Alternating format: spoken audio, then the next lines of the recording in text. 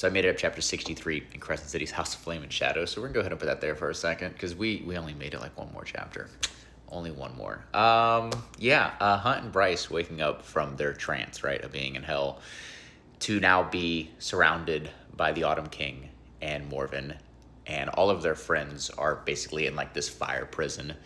You have the two twins that are basically, they're controlling the mind of Sathia.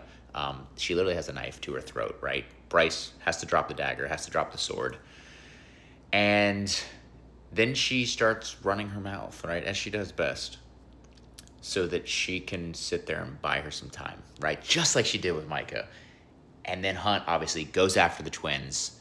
She goes after the two kings. The whole place just absolutely erupts in her power. And even though like she has it, right? She's back and forth between these two kings. They're going down. She takes a piece of her energy and essentially saves Hunt, right? Because I think the twins are not. He's not really making any progress with them. He's kind of just keeping them back. So she takes a bit of her power over there. They're gone just like that. But that, of course, gives the two kings a chance to, come after her. And then Ruhn shows up, right? As much as I, want the Autumn King to, be gone, the fact that Ruhn was able to do it, right? The fact that Ruhn has spent his entire life, his entire childhood being tortured by this man.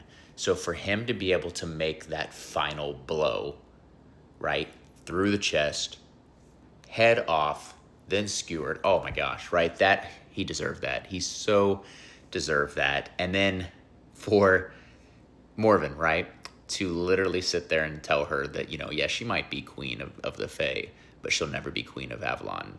Not over his dead body. Should not have said that, right? Because the smirk on her face, you knew it was coming, because she did that for Cormac.